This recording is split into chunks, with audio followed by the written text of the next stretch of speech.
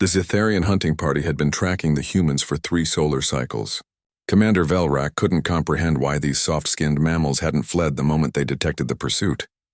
Every species in the known galaxy understood the Zitharians were apex predators, 4-legged carnivores with reinforced exoskeletons, retractable claws, and a bite force that could crush durasteel. Yet these humans simply continued their survey mission, seemingly unbothered. "They're either incredibly stupid or incredibly dangerous," Velrak muttered to his second-in-command.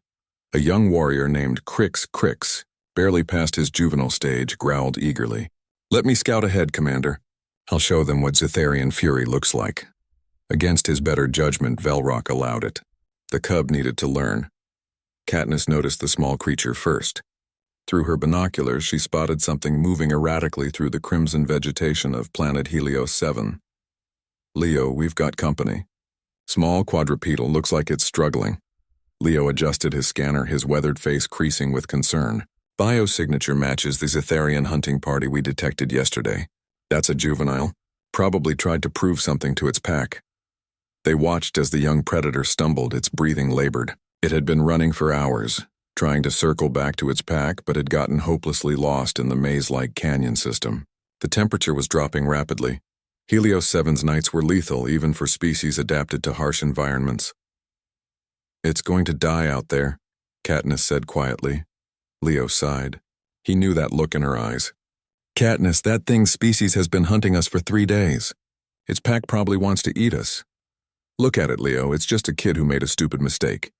The creature collapsed then, its legs finally giving out. Its chitinous armor rose and fell rapidly as it struggled to breathe in the thinning atmosphere. Leo ran a hand through his gray hair. "You know the rest of the galaxy thinks we're crazy, right?" "Yeah," Katniss smiled, already moving toward the collapsed predator. "But that's what makes us human." Crix's vision blurred as the strange bipedal creature approached. He tried to growl to bare his fangs in warning, but his body wouldn't respond. He'd pushed too hard, run too far, and now the cold was seeping into his bones. This was a shameful death for a Zitharian warrior, but then something impossible happened.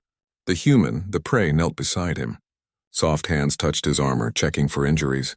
The creature made soothing sounds, gentle noises that reminded him of his mother's purrs when he was a hatchling. "Easy there, little guy," the female human said. "We're not going to hurt you."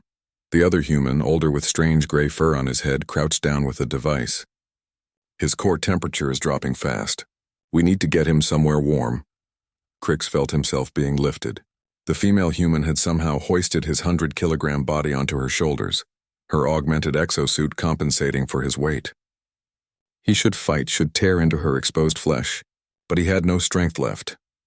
"Your pack is probably worried sick about you," she murmured as she began the long trek back to their camp. "Commander." Velrak nearly attacked when he saw the humans approaching through his night vision scope. But then he saw what the female carried, Crix, alive, wrapped in some kind of thermal blanket. "Hold positions," he commanded his warriors, confusion evident in his voice. Leo raised his hands in a universal gesture of peace as they entered the clearing. "We found your young one in Sector 7.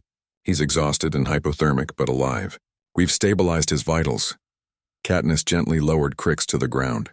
The young Zitharian's pack immediately surrounded him, checking him over with concerned chitters and growls. Velrak approached slowly, his tail low, a sign of uncertainty rare among Zitharians.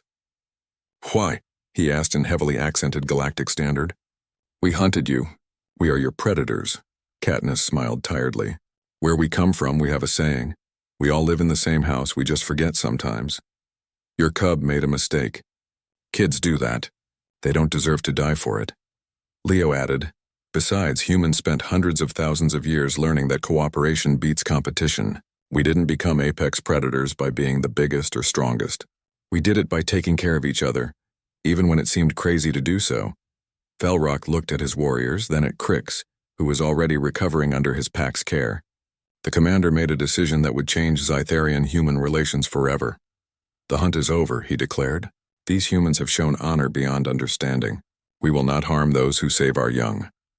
As the Zitharian hunting party departed into the night, Crix looked back at Katniss one last time.